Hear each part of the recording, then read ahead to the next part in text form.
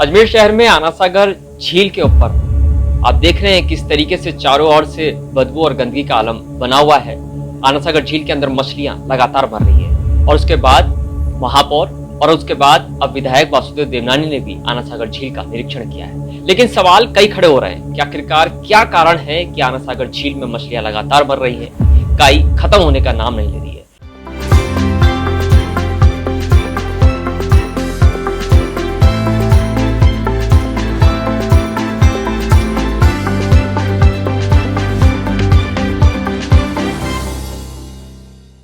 और इसी विषय पर आज हम बातचीत करने के लिए एमडीएस यूनिवर्सिटी में आए हैं। यहाँ पर प्रोफेसर प्रवीण माथुर हैं और उनके साथ बातचीत करेंगे और जानने की कोशिश करेंगे कि आखिरकार आना सागर झील में जिस तरीके से मछलियां मर रही हैं उनके पीछे बड़े कारण क्या क्या है और उनका सबसे बड़ा समाधान जो बहुत जल्दी हो सकता है, जिसको प्रशासन को तुरंत प्रभाव से अपनाना चाहिए, वो क्या क्या हो सकती है। प्रोफेसर साहब, सबसे पहले ये बताइए कि आना सागर झील में जिस तरीके से आप देख रहे हैं कि मछलियां लगातार मर रही हैं, इनके पीछे बड़ा कारण क्या मानते हैं आप? बड़ा कारण जो है वो ऑक्सीजन की कमी है। अब आप देखेंगे कि आना सागर जो झील आना सागर जो लेक है हमारा, इसके अंदर बहुत सारे नाले, अपना वो जो हम हमारी भाषा में हम कहते हैं उसको ऑक्सीजन डिमांडिंग वेस्ट, ऐसा वेस्ट है जो कि सीवेज का वाटर है जो उसके अंदर सीधे अनट्रीटेड उसके अंदर जा रहा है, उसका जिसकी वजह से वो पानी के ऑक्सीजन को और कम कर देता है। पानी के ऑक्सीजन की निरंतर हमारे कमी हो जाती है। अभी जैसा आप देख रहे हैं कि गर्मी का आलम बहुत है, गर्मी बहुत पड़ने लगी है। ये एक शैलो लेक है। टेम्परेचर और ऑक्सीजन इनका एक इन्वर्सली रिलेशन है, इन्वर्स रिलेशन है, यानी अगर टेम्परेचर बढ़ेगा ऑक्सीजन कम होती चली जाएगी। तो ये कारण भी जो है बहुत बड़ा कारण है। लेकिन मैंने बताया कि ऑक्सीजन डिमांडिंग वेस्ट है, सीवेज का पानी उसके अंदर आ रहा है और मछलियाँ मर रही हैं। अब ये मछलियाँ जब मरती हैं तो इनका भी डिकम्पोजिशन होता है। जब इनका डिकम्पोजिशन होगा, सेलुलर रेस्पिरेशन होगा, वहाँ पर भी ऑक्सीजन की आवश्यकता होगी और जिसकी वजह से हमारा पानी के अंदर ऑक्सीजन और कम होती चली जाएगी।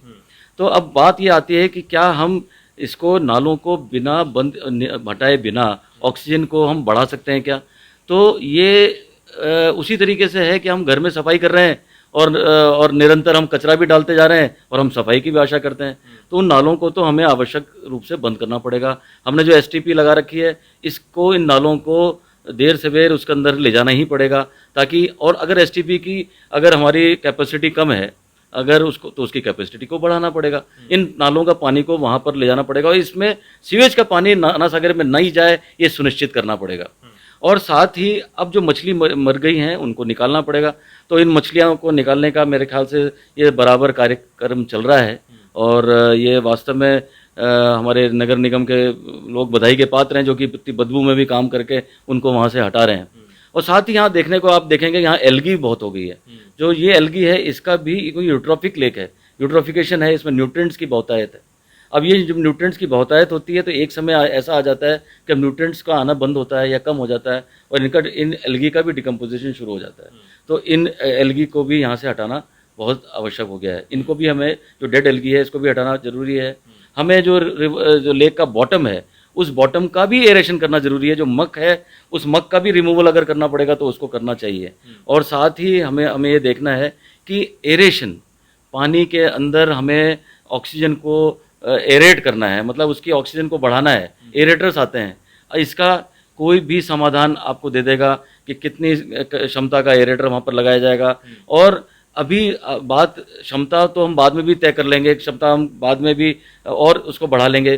तुरंत प्रभाव से एरेशन चालू हो जाना चाहिए, तुरंत प्रभाव से। उसमें एक दिन का भी विलम्ब नहीं करना चाहिए। कहीं से भी एरेटर आते हैं उस एरेटर को लगा के काम करना चाहिए।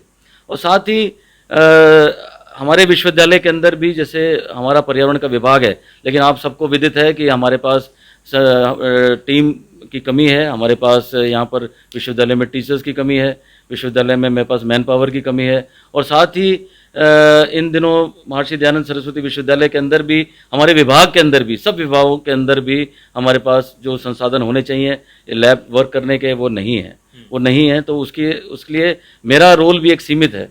मैं आपको बता सकता हूँ कि क्या कमी है, लेकिन मैं उसको करने के लिए मुझे भी अपने आप को और सुदृढ़ करना पड़ेगा। और तो इसलिए आना सागर हम लोगों के अजमेर की शान है, इसको हमें जल्द से जल्द इसको ठीक करना पड़ेगा। हमें उसके अंदर एक लॉन्ग टर्म प्लानिंग के साथ आना सागर को चलना पड़ेगा। अभी मैं आशावादी हूँ कि बहुत जल्दी आना सागर ठीक हो जाएगा, लेकिन हमें आगे के अगले साल की गर्मियाँ, उसके आगे की गर्मियाँ, उन सब का ध्यान देते हुए इस पे एक बहुत अच्छा सा प्रोजेक्ट बना के काम करना चाहिए। और इसके जो सैम्पलिंग पॉइंट्स हैं ये भी हमारे पूरे आना सागर के अंदर के होने चाहिए।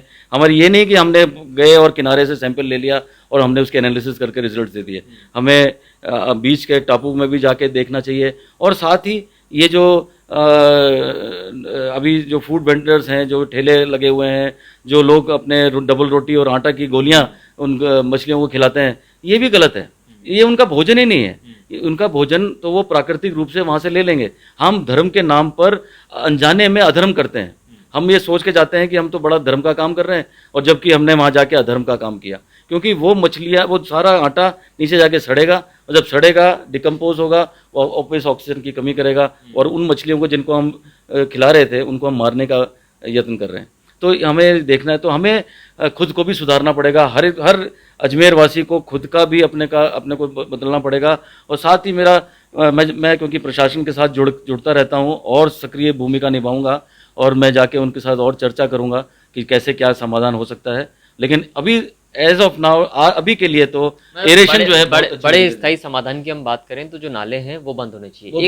एक मेरा सवाल ये भी है, क्या एसटीपी का जो पानी है क्या वो झील में जाना चाहिए कि नहीं? एसटीपी का पानी बिल्कुल झील में जाना चाहिए, ट्रीटमेंट के बाद। ट्रीटमेंट करके एसटीपी के पानी, क्योंकि उसके बाद वहाँ पर उनकी खुद की लेबोरेटरी है। वो जो मानक हमारे सरफेस वाटर के लिए हैं, जो ब्यूरो ऑफ इंडियन स्टैंडर्ड्स के हैं, जो सीपीसीबी के हैं, उन मानकों पे जो पानी खरा उतरता है तो वही पानी वहाँ पर आता है। क्योंकि अगर हमने सब कुछ बंद कर दिया, हमारी जो बारिश का पानी है वो बहुत सफिशेंट नहीं है, हमारा कैचमेंट एरिया से एक लिमिटेड पानी आता है, तो ये पानी जो है हमारे इसका भराव बना के रखेगा। अच्छा, काई के लिए और जलकुंभी के लिए कोई स्थायी समाधान है पर्यावरण विभाग एमडीएस के पास? नहीं, जलकुंभी का तो ये है कि इसका तो जो डिवीडिंग मशीन है इसको चलाते रहना चाहिए। और अब तो शायद हमारे यहाँ पर खुद की खरीदी हुई है, तो वो भी बराबर दिखनी चाहिए, वो भी बराबर काम करती रहनी चाहिए। और ये डिवीडिंग बराबर एक सतत प्रक्रिया होनी चाहिए, जिससे कि ये अलगी यहाँ से रिमूव होगी। एक आखिरी सवाल और, अजमेर की महापौर अगर चाहें आपकी एमडीएस यूनिवर्सिटी के पर्यावरण विभाग की मदद लेना, कि सुझाव जो आप जिस तरीके से आज एमपीटीवी इंडिया पर दे रहे हैं, इन सुझावों पर आपकी राय लेना चाहें, तो क्या आप उनके लिए उपलब्ध रहेंगे? मैंने नगर निगम के कमिश्नर साहब से, कलेक्टर साहब से, उन्होंने मुझे बुलाया था, बात हुई थी। तो हमारी तरफ से एक हम प्रपोज़ल बना के दे रहे हैं, और अगर हमारे को संसाधनों की कमी नहीं हुई और हम कुछ कर पाए तो मैं ज़रूर करूँगा। कुछ करने का मेरा इच्छा भी है और मैं भरसक प्रयत्न करूँगा।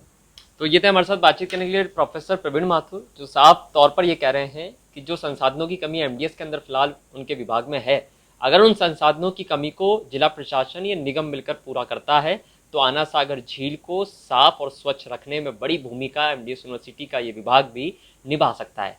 कैमरा पर्सन राजवीर के साथ सुशील पाल, एमटीवी इंडिया, अजमेर।